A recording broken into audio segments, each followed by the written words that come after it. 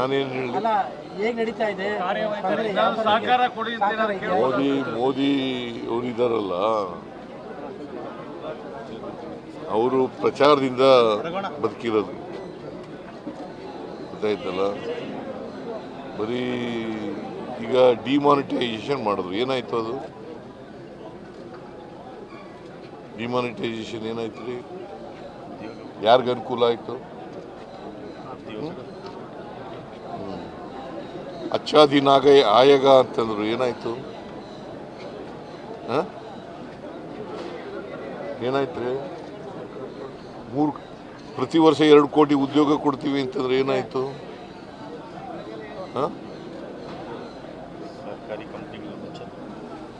ಏನಾಯ್ತಪ್ಪ? ಆಮೇಲೆ ರೈತರದ್ದು ಎಲ್ಲ ಸಮಸ್ಯೆಗಳನ್ನು ಬಗೆಹರಿಸ್ತೀವಿ ಅಂತಂದ್ರೆ ಏನು ಮಾಡಿದ್ರು? ಯಾಕೆ ಚಳುವಳಿ ಮಾಡಿದ್ರು 1 ವರ್ಷ ರೈತರು? ಡೆಲ್ಲಿನಲ್ಲಿ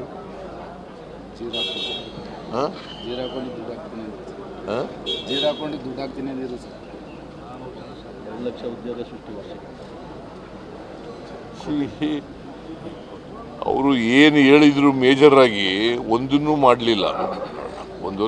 11 ವರ್ಷ ತುಂಬಿಸಿದ್ದಾರೆ ಅಷ್ಟೇ. ಅದೇನಾಗಿದೆ, ಪ್ರಚಾರದಿಂದ ಮೀಡಿಯಾದವರು ಅವರಿಗೆ ಹೆಚ್ಚು ಪ್ರಚಾರ ಕೊಡ್ತಾರೆ, ಸುಳ್ಳು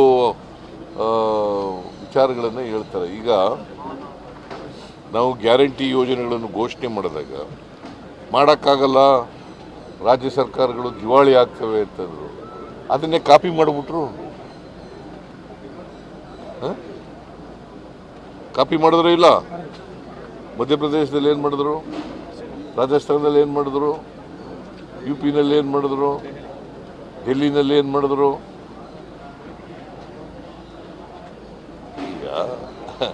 ಆಮೇಲೆ ಗುಜರಾತ್ನ ಚೀಫ್ ಮಿನಿಸ್ಟರ್ ಇರುವಾಗ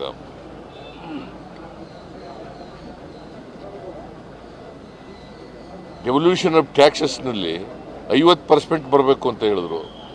ಇವರೇ ಪ್ರೈಮ್ ಮಿನಿಸ್ಟರ್ ಆದರೂ ಏನು ಮಾಡಿದ್ರು?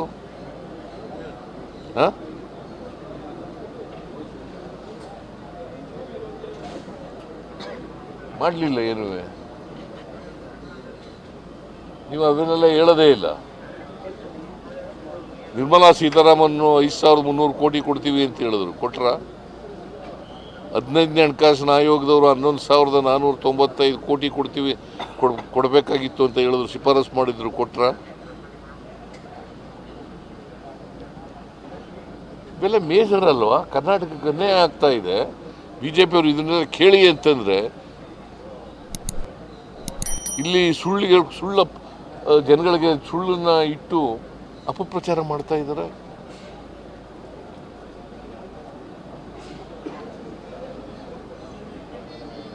ನೀವು ಎಷ್ಟು ಮಾರ್ಕ್ಸ್ ಕೊಡ್ತೀರಾ ಸರ್ ಆ ಗೌರ್ಮೆಂಟ್ಗೆ? ಯಾರಿಗೆ? ಮೋದಿ ಗೌರ್ಮೆಂಟ್ಗೆ 0.